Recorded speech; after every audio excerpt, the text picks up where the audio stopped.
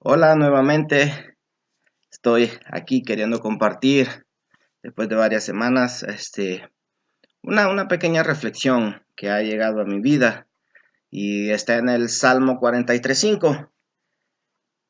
¿Cómo llegó esta reflexión a mi vida? Pues estaba escuchando una canción de Crusting Crow, creo que se llama, y me llamó la atención mucho una parte donde dice, hay un lugar, dice, donde el miedo se tendrá que ver cara a cara con el Dios que tú conoces. Y eso me hizo meditar mucho y me hizo pues llegar a una conclusión. Y es que tienen razón. Hay un lugar donde nuestros miedos, nuestros problemas y nuestras aflicciones se van a enfrentar a Dios. Así que de eso vamos a estar hablando el día de hoy. Espero que les guste y comenzamos.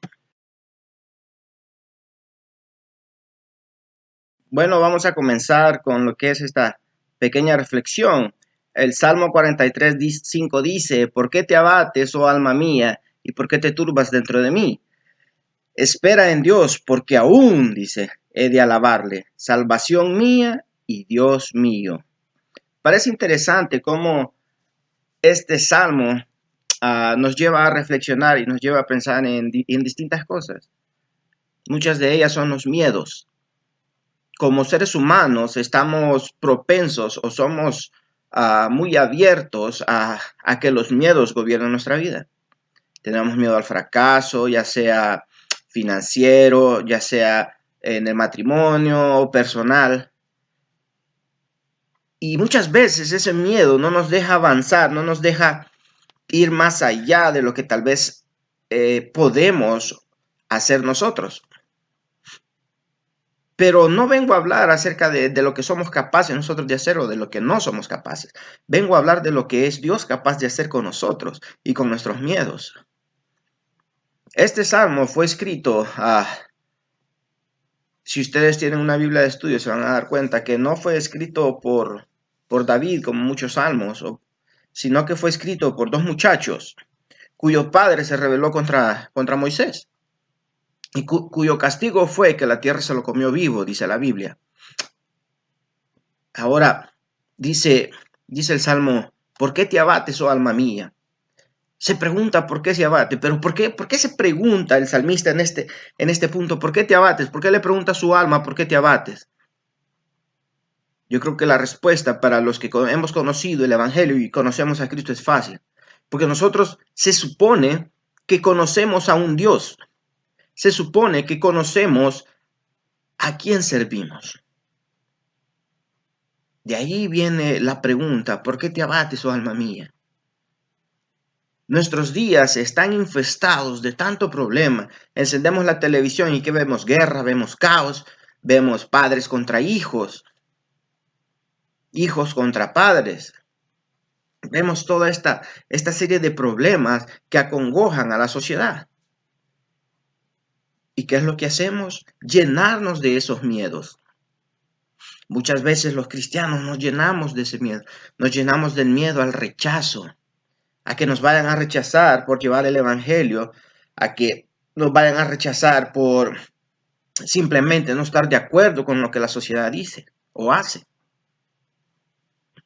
Recordemos también de que Cristo dijo, si a mí, que yo soy el Hijo de Dios, me rechazaron, a ustedes mucho más. El Señor no dijo que íbamos a pasar, por ser cristianos, días bonitos, que todo iba a ser, como dicen por ahí, color de rosa. No, Él dijo que íbamos a pasar muchas cosas. Pero el punto aquí es que deberíamos de hacernos la pregunta que el salmista hizo. Alma mía, dice, ¿por qué te abates? ¿Por qué te afliges? ¿Por qué nos afligimos? ¿Por qué caemos en el juego del miedo, en la duda? ¿Por qué es que nos dejamos envolver por todo esto? Muchos de nosotros tenemos o tienen años en el Evangelio, y cuando digo años, pueden ser muchos años, 20, 25 años, y su alma se sigue abatiendo. El punto es que cuando el alma se abate es porque en verdad no estamos creyendo en las promesas de Dios. es porque no conocemos, o tal vez no conocemos a Dios, al Dios que servimos. Si ustedes se fijan, el salmista hace la pregunta, pero luego la contesta y le dice, ¿por qué te abates? Le dice, espérate, dice, espérate, dice. Pero no dice, espérate en ti. No dice, espérate en tu propia inteligencia o en tu propia sabiduría. No dice, espera en Dios, dice. El salmista conocía a Dios muy bien. El salmista sabía lo que era la ira de Dios, pero también sabía cuál era su misericordia. Sabía su poder, él había visto su poder. ¿Cuántos de nosotros no hemos visto el poder de Dios en nuestras vidas? No hablo acerca de cosas extraordinarias, sino el simple hecho de muchas veces cambiar ciertas actitudes o ciertas decisiones que antes tomábamos erróneas. Al alejarnos de la maldad, al alejarnos de las cosas que nos autodestruían. Pareciera que se nos olvida que conocemos al Dios creador. Se nos olvida hasta qué tan profundamente puede llegar la palabra a transformar una vida. Es impresionante ver cómo el emocionalismo está ganándole terreno a la palabra muchas veces.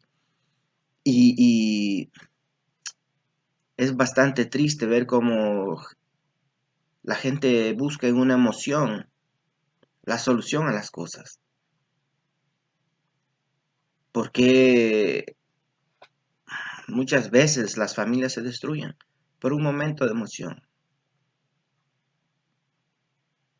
por un momento ya sea de lujuria, por una mala decisión tomada. Pero ¿qué pasa cuando nosotros vamos caminando, tratando de hacer las cosas correctamente delante de los ojos de Dios y se nos hace un llamado de obediencia, un llamado de confianza, un llamado de fe? ¿Qué pasa cuando somos llamados a servir?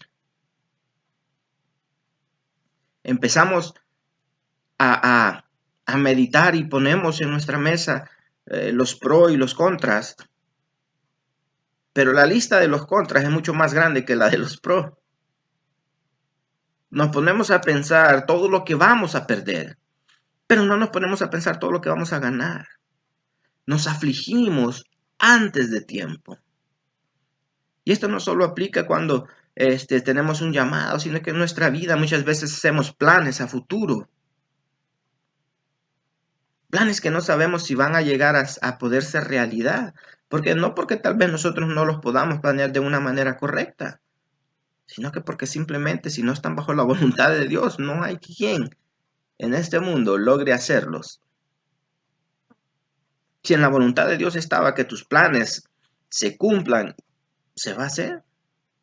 Pero si en la voluntad de Dios no estaba, y esto es para los que entienden la voluntad de Dios, si en la voluntad de Dios no estaba eso, mueva cielo y tierra, no va a suceder nada. Entonces, ¿qué sucede? Cuando nosotros hacemos planes, vienen las dudas, vienen las preguntas. ¿Pero qué va a pasar si sucede esto? Y me voy a quedar sin esto, y no voy a poder hacer esto. Y empezamos antes siquiera de dar el primer paso para hacer lo que hemos planeado, empezamos a dudar y empezamos a poner estas barreras. Empezamos a poner los miedos delante de nosotros. El miedo no puede ir delante de nosotros. El miedo debe ir detrás de nosotros. ¿Por qué digo que debe ir detrás? Para que no lo miremos. Por eso cuando el salmista dice, ¿por qué te abates? Él se pregunta, si conoces a Dios, alma mía, ¿por qué estás afligida? Si sabes el poder, si sabes la misericordia de este Dios, si lo has visto, no físicamente, pero has visto su misericordia en tu vida, ¿por qué te abates, oh alma mía? Esa es la pregunta que nosotros debemos hacernos cada día. ¿Por qué te abates, alma mía? ¿Por qué te abates? ¿Por qué te vas a vestir? ¿Por qué te abates, alma mía? ¿Por qué te aflige cada circunstancia? Si tú sabes, si tú conoces del Señor, ¿por qué dejas que el miedo tome poder de ti? Es porque nosotros le hemos cedido ese terreno dentro de nuestro corazón. Hay muchas personas que pueden decir, pero es que yo no quería. Pero todo lo que entra en nuestra vida es porque nosotros así lo hemos querido. Nosotros hemos permitido eso. Incluso cuando Jesús nos encuentra, somos nosotros los que decidimos si aceptamos el mensaje o no, si aceptamos el regalo de salvación o no. Lo mismo es el miedo. Nosotros decidimos si lo dejamos entrar en nuestra vida. Ahora, el miedo es capaz de paralizar a cualquiera. ¿Por qué? Porque el miedo viene con duda. El miedo nunca viene solo. Viene con duda, viene con ansiedad, viene con tristeza. El miedo nunca actúa solo en la vida de las personas. Siempre viene acompañado. Pero si nosotros decimos que conocemos a el Dios, creador de todo, ¿por qué es que se abate nuestra alma? ¿Por qué es que no podemos encontrar paz? Venid a mí los que estén cansados, si yo los haré descansar. Imagínense la mujer en el pozo. La Biblia dice que ella salía hasta en la tarde, cuando ya todas se habían ido, por miedo a las críticas. ¿Por qué? Porque su vida no era correcta. Pero ¿qué le dijo Jesús? Le dijo, si supieras quién te está pidiendo agua, tú le pedirías agua a él. ¿Por qué? Porque esa agua es la que da la paz y la tranquilidad. Esa agua es la que transforma, esa agua es de vida. ¿Por qué se abate nuestra alma cuando vemos al horizonte y el Señor nos señala y dice, vete hacia aquella tierra? Y no hablo de una tierra física, no hablo de salir de viaje, no hablo de eso. Simplemente del caminar cada día con el Señor. ¿Por qué nuestra alma se abate de dar esos pasos de enfrente de la gente y ir y hablarle acerca de que hay un castigo para aquellos que rechazan al Señor? ¿Por qué es que todavía se abate nuestra alma? Y lo que hacemos es encerrarnos, quedarnos en la casa. No hacemos nada, no trabajamos en la obra, ni siquiera le llevamos la esperanza a alguien. Pero el salmista en ese caso le dice al alma, ¿sabes qué? Espérate, porque aunque estés abatida, aún así yo he de alabarle al Señor. Aunque esté en problemas, yo he de alabarle. Aunque las circunstancias, aunque la tormenta se vea negra y oscura, yo he de alabarle. Nuestra alma no tendría por qué tener dudas acerca de Dios. Pero eso sucede cuando en verdad lo conocemos. Cuando no lo conocemos, cuando decimos que confiamos en Él, pero verdaderamente no conocemos a nuestro Señor, es cuando sucede todo esto. Es cuando caemos en desánimo, es cuando se enfría nuestro corazón, es cuando decidimos simplemente no hacer nada. Por eso en este momento yo los invito a preguntarse, como el salmista, ¿por qué te abates, oh alma mía? Pregúntense por qué se afligen. Y si ustedes creen que es porque no conocen al Señor, busquen lo que Él ha revelado acerca de Él. Busquen en la palabra la solución para cada una de esas circunstancias que hacen que su alma dude. Porque va a haber un lugar, va a haber un tiempo, donde este miedo va a tener que confrontar a Dios. Y ese lugar y ese momento va a ser cuando cada uno de nosotros doble rodilla y clame a Dios. Cuando nosotros tomemos tiempo de leer la palabra y llenar nuestro espíritu y alimentarlo. Cuando ese tiempo llegue, es cuando nuestro miedo se va a ver cara a cara con Dios. David, cuando confrontó a Goliat, no le dijo, mira, yo te voy a matar y Dios me va a dar la autoridad sobre ti, el poder sobre ti. Le dijo, vengo en nombre de Dios, al que has provocado. En ese momento, fíjense, lo que abatía al pueblo de Israel, al ejército de Saúl, en ese momento se vio cara a cara con el Dios que David conocía. ¿Por qué el pueblo de Israel no fue y confrontó al gigante? Porque no conocían al Dios de David. Conocían a Jehová, conocían a Dios, conocían lo que les había dicho la tradición, pero no lo conocían personalmente. Por eso David se sorprende y dice, ¿quién es este incircunciso que ofende al ejército del Dios viviente? David conocía a Dios. Es ahí la diferencia, hermanos. Es ahí la diferencia, amigos, entre el conocer o el simplemente haber escuchado de Dios.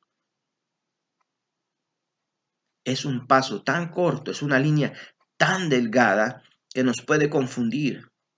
Podemos tener el conocimiento de Dios, pero el conocimiento tal vez elemental, lógico. Yo conozco a Dios, sí, yo he escuchado de Dios. Yo sé que Dios existe. Sí, la Biblia habla de Dios, pero lo conoces personalmente en tu vida. Está cada día en ti. Porque si es así, llévalo a ese lugar donde tus miedos, donde tus frustraciones, donde todo lo que te detiene va a tener que enfrentarse a él. Esta es la reflexión. Espero que sea de bendición para ustedes como lo ha sido para mí. Y espero pronto poder hacer otro video. Y si les gusta, pues compartan. Muchas veces no sabemos a quién alcanzamos y a quién somos de bendición. Gracias. Adiós.